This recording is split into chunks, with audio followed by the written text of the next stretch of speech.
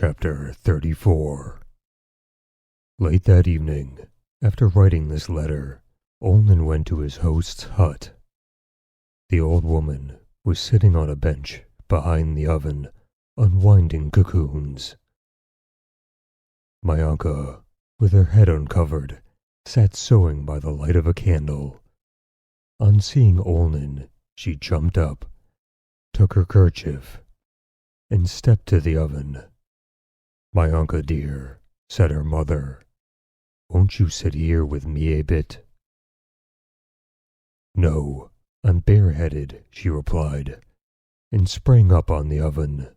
Olin could only see a knee, and one of her shapely legs hanging down from the oven. He treated the old woman to tea. She treated her guest to clotted cream, which she sent Mayanka to fetch. But having put a plateful on the table, Mayanka again sprang up on the oven, from whence Olin felt her eyes upon him. They talked about household matters.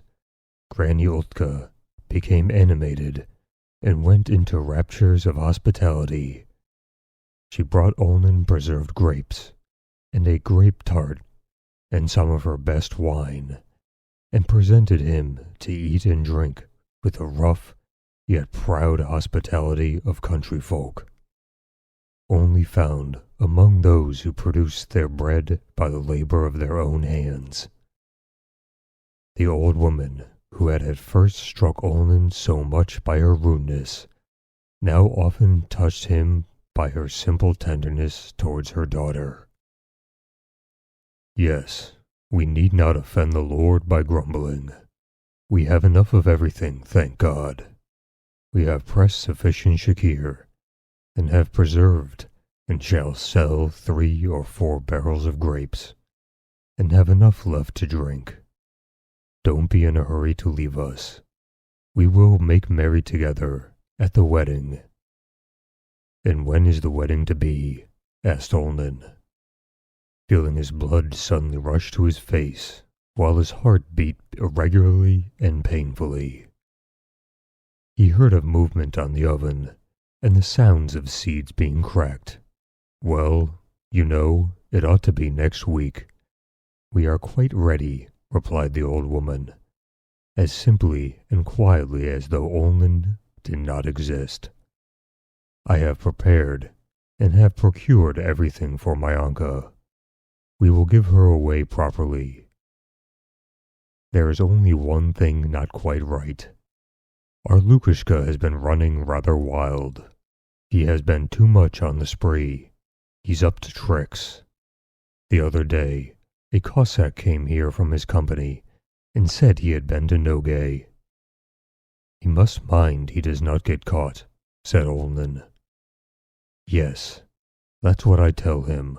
Mind Lukashka. Don't you get into mischief." "Well, of course, a young fellow naturally wants to cut a dash, but there is a time for everything. Well, you've captured or stolen something, and killed an Albrecht. Well, you're a fine fellow, but you should live quietly for a bit, or else there'll be trouble." "Yes, I saw him a time or two in the division. He was always merry-making.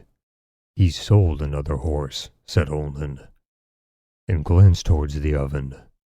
A pair of large, dark, and hostile eyes glittered as they gazed severely at him. He became ashamed of what he had said. "What of it? He does no one any harm," suddenly remarked Mayanka. "He makes merry with his own money," and lowering her legs, she jumped down from the oven and went out, banging the door.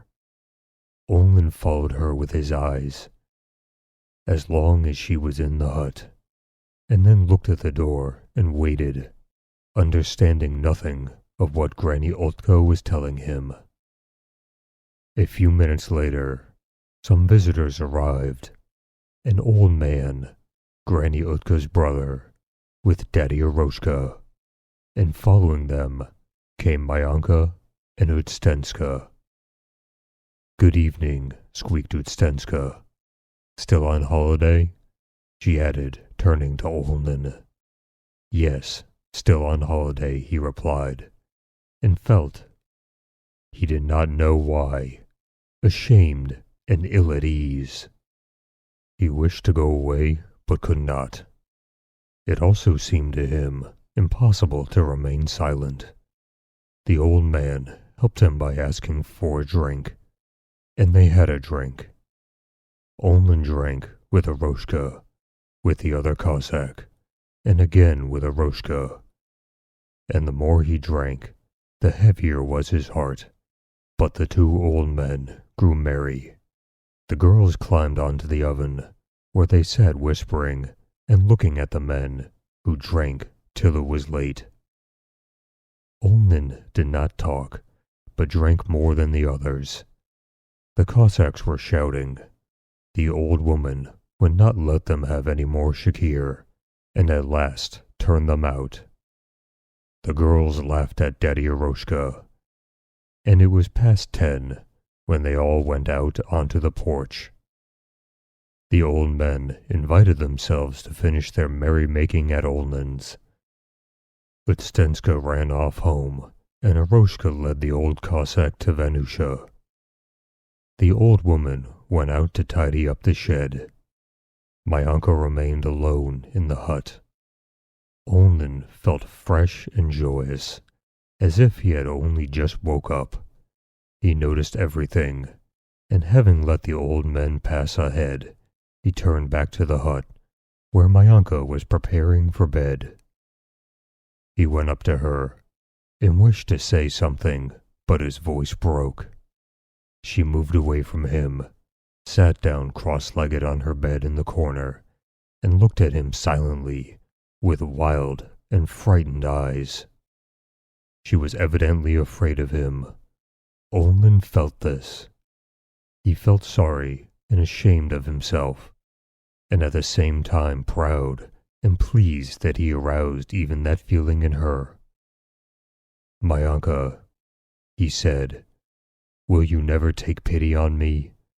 I can't tell you how I love you." She moved still, farther away. "Just hear how the wine is speaking. You'll get nothing from me."